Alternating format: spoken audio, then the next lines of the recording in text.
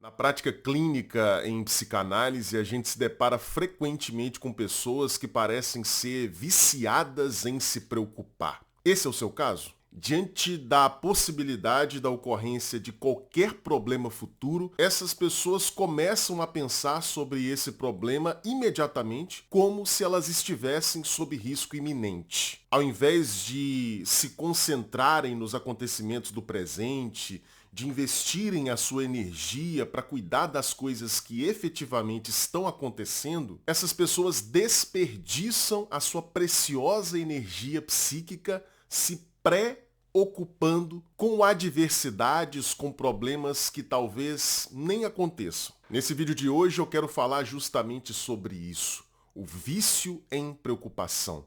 Pessoas que se preocupam demais.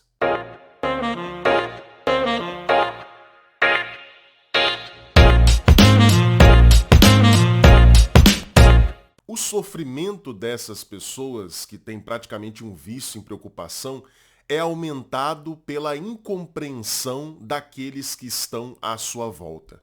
Porque gente que se preocupa muito costuma também falar muito das suas preocupações.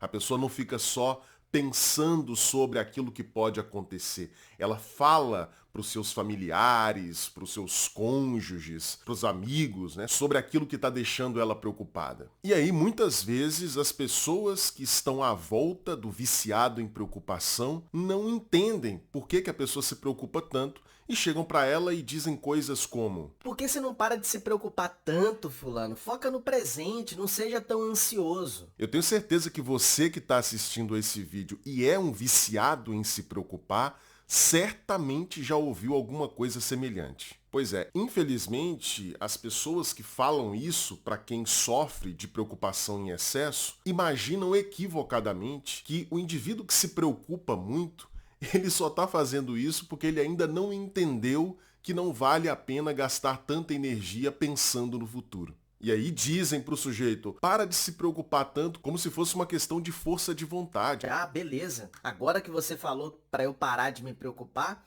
eu vou ligar um botãozinho em mim e simplesmente vou parar de fazer isso. É claro que não funciona, não é assim que as coisas se passam. Se uma pessoa se preocupa muito, é porque isso exerce uma função para ela. É óbvio que uma pessoa super preocupada, viciada em preocupação, sabe que ela deveria focar no presente. A questão é que ela simplesmente não consegue fazer isso. Por mais que ela se esforce voluntariamente, conscientemente, ela simplesmente não consegue parar de se preocupar.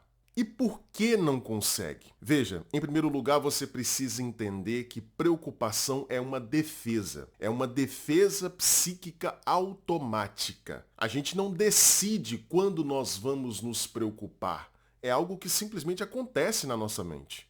Ué, Lucas, mas é uma defesa contra o quê? Por que que o indivíduo se preocupa para se defender? Ele está se defendendo do quê? Ele está se defendendo daquilo que ele imagina ser uma experiência insuportável. Que experiência é essa? A experiência de passar por um problema sem estar preparado para lidar com ele. É por isso que o sujeito se preocupa tanto. Ele quer estar 100% preparado para qualquer problema que venha a acontecer no futuro. O que, obviamente, é impossível. Se é impossível, por que então o sujeito se dedica a uma atividade tão irracional quanto ficar se preocupando em relação a qualquer coisa que possa acontecer?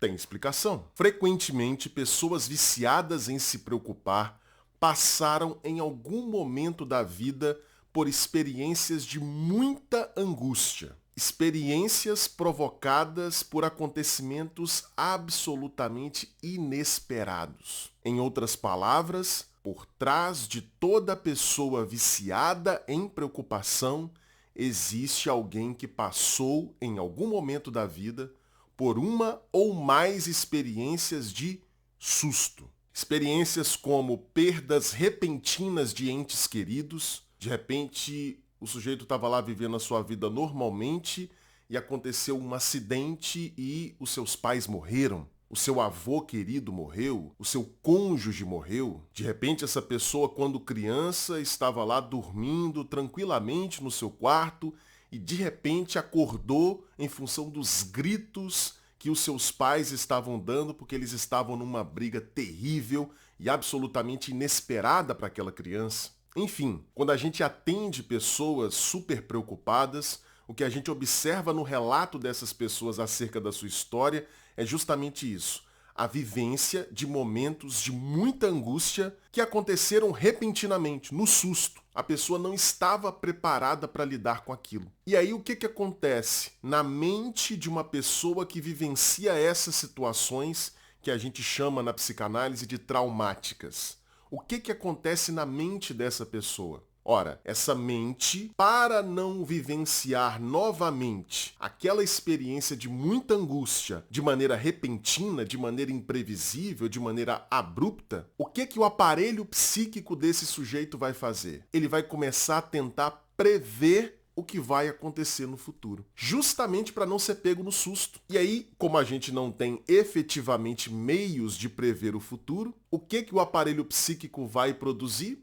Exatamente, as preocupações. A preocupação nesse sentido é uma tentativa, sempre mal sucedida, de prever o futuro. No fundo, se preocupar em excesso é isso, uma tentativa compulsiva de tentar adivinhar o que vai acontecer para não ser pego de surpresa. Afinal, gato escaldado, como diz o ditado, tem medo de água fria. Uma pessoa que passou por situações de muita angústia sem estar preparada para lidar com elas, automaticamente se tornará alguém preocupado. Por isso que eu disse que a preocupação é uma defesa. Embora o vício em preocupação seja uma queixa que muitas vezes o paciente traz na clínica psicanalítica, dizendo eu não aguento mais me preocupar tanto, apesar disso, essa experiência de vício em preocupação ainda é um sofrimento menor do que aquilo que o sujeito imagina que poderia acontecer com ele se ele não se preocupasse tanto. Então, o primeiro passo no tratamento desse tipo de problema que a gente faz na clínica psicanalítica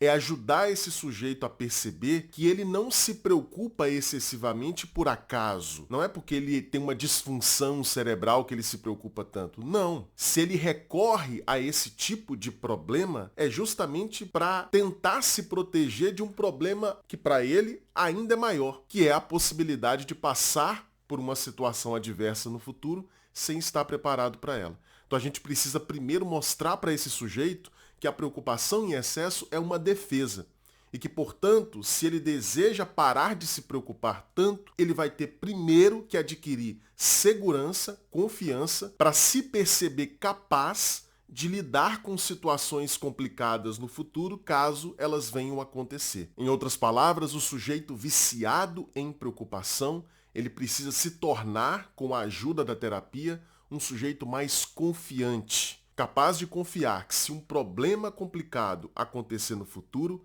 ele estará lá capaz de lidar com esse problema, ainda que ele não tenha conseguido prevê-lo. E aí, gostou do vídeo? Se você gostou, saiba que isso aqui é só uma pequena amostra do que você encontra lá na Confraria Analítica. Caso você não saiba, a Confraria Analítica é a maior comunidade online de teoria psicanalítica do Brasil. Ela foi criada por mim para reunir pessoas que desejam estudar psicanálise de maneira séria, rigorosa, profunda, mas com simplicidade, com didática. Nós já temos quase 1000 membros na confraria e esses membros ganham acesso a uma série de benefícios. Em primeiro lugar, uma aula ao vivo toda semana sobre um texto clássico do campo psicanalítico. Essas aulas acontecem toda segunda-feira às 8 horas da noite. Todas essas aulas ficam gravadas na nossa plataforma, já são mais de 70.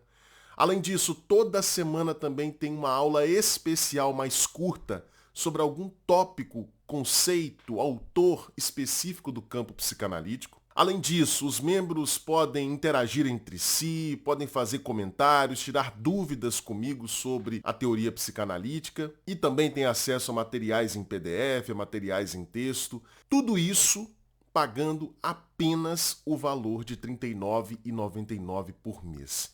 É isso mesmo.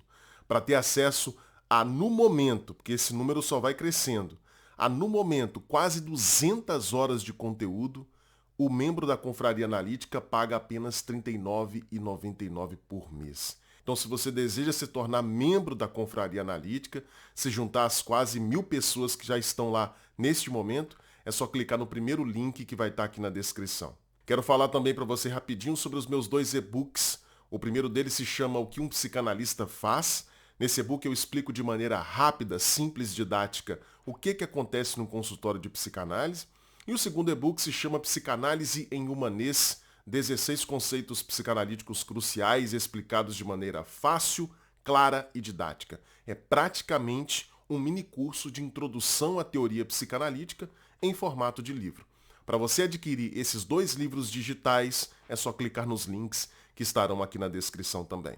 Beleza, pessoal? Se você gostou desse vídeo, não deixe de dar o seu like, se inscreva no canal se você ainda não for inscrito, para que você não perca os próximos vídeos. Faça um comentário, dessa maneira o YouTube entende que você está engajado com esse canal e sempre vai mostrar os meus vídeos para você. E também não se esqueça de compartilhar esse vídeo com todos os seus amigos, mande aí em todos os seus grupos de WhatsApp, mande para aquele amigo que é viciado em preocupação. Eu tenho certeza que essa pessoa vai te agradecer por compartilhar os conhecimentos que você obteve aqui hoje. Beleza? E nós nos encontramos então no próximo vídeo. Um grande abraço. Tchau, tchau.